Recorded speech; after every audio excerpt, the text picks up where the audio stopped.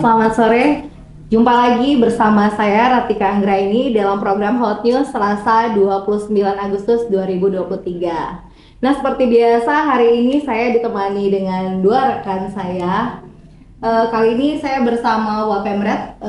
Sore Bang Yusuf. Sore Kak. Selamat sore. Dan selalu ditemani oleh Koordinator Liputan Bang Nur. Yes. Sore Bang Nur. Apa Sore Kak. kabarnya? Alhamdulillah sehat Kak. Alhamdulillah. Ya. Nah, langsung aja ya. Siap. Karena nggak ada Cahaya sama Juanda nih Bang, Nah, izinkan Ika yang opening. Iya, siap Kak. Bang, hari ini kira-kira apa aja nih berita yang udah dikumpulkan yang akan disajikan ke pembaca setia kita Bang? Oke. Boleh Bang, monggo. Jadi ada banyak ya. Cuma kita akan spill beberapa berita saja gitu ya. Untuk sekedar informasi awal buat membaca Batam Post ya. Ya, besok kita akan ada liputan khusus seputar Lempang ya. Oh, Tapi yang lagi happening ya?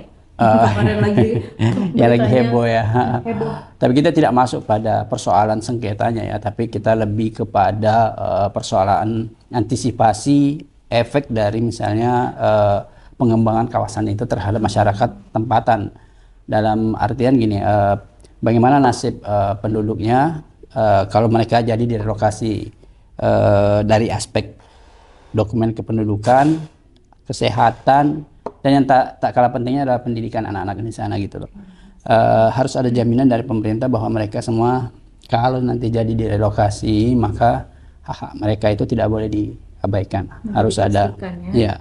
Termasuk soal hak politik nanti kan, karena kalau memindahkan 3.000 kakak TPS-nya seperti apa, terus nanti mencoblosnya di mana, itu kan harus clear juga gitu lah. Jangan sampai antisipasi orang-orang yang nggak bisa itu nggak sih? Iya, Gitu ya? Iya, jangan sampai orang yang memiliki hak suara justru menjadi kehilangan suara ketika direlokasi. Nah, kita lebih pada aspek itu Kak. Itu yang liputan khusus kita besok, dan insya Allah kita juga akan hadirkan perbincangan lebih lanjut di podcastnya di siang hari ya, sekitar pukul 2. Besok ya Bang ya? Ya, insya Allah besok juga. Yang kedua itu ada juga soal masalah BLK. Kan hari ini kita membuat headline seputar kerisauan dari teman-teman pengusaha galangan kapal. Masih krisis tenaga welder ya, welder atau tenaga las yang profesional di bidang perkapalan.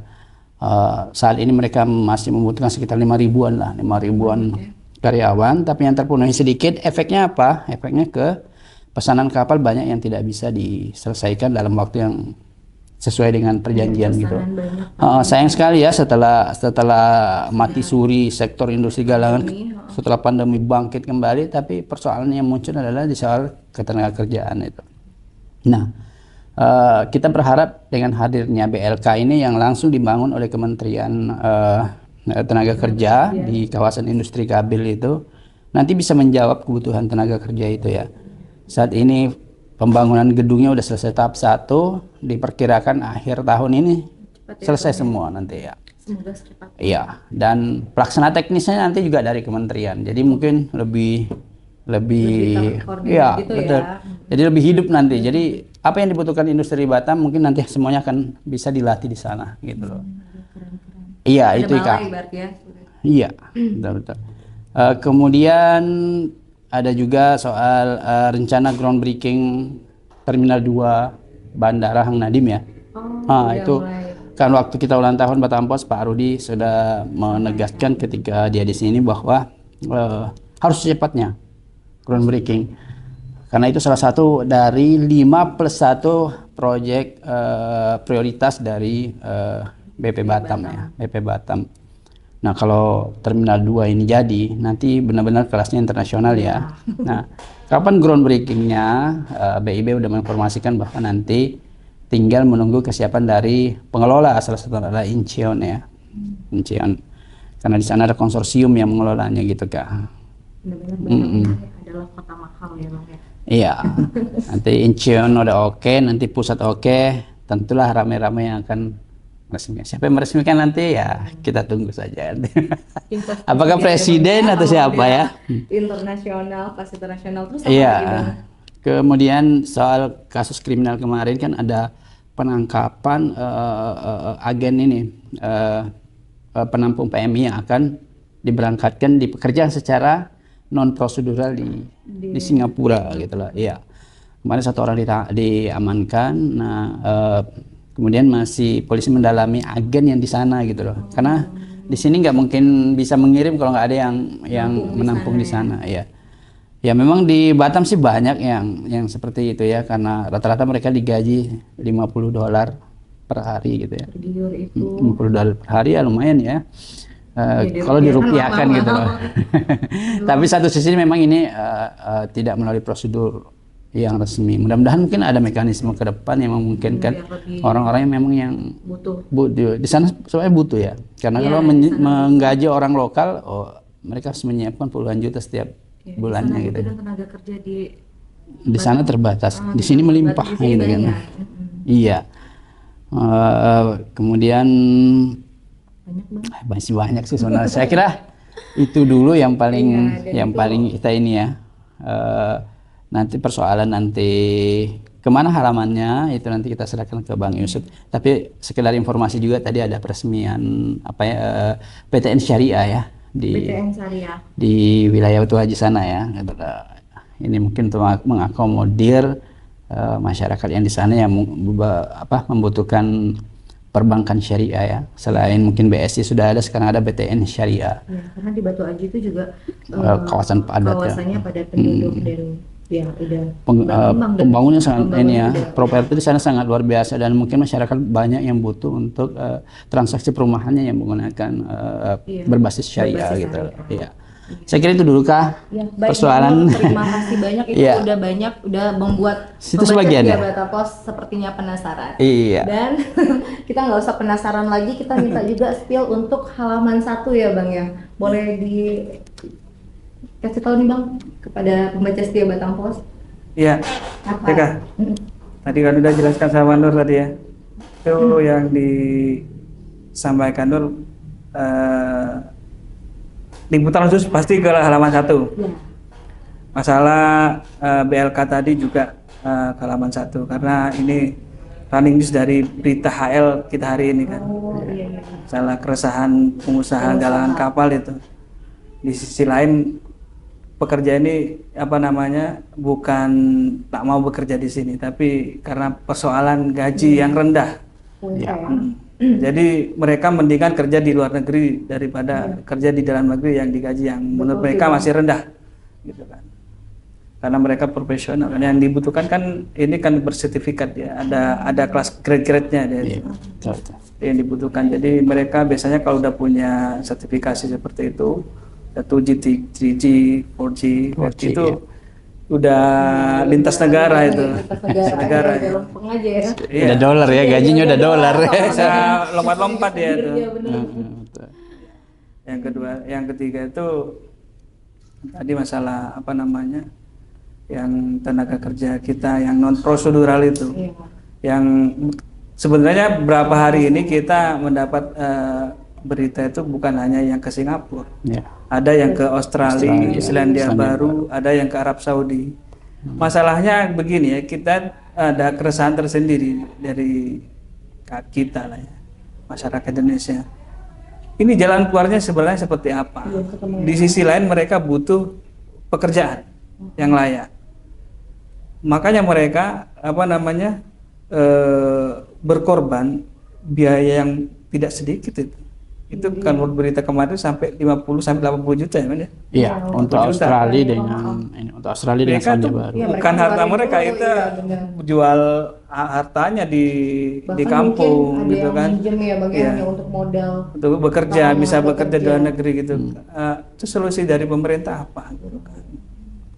Kalau mereka misalkan nggak bekerja di sana, belum prosedural, kenapa nggak dimudahkan saja gitu?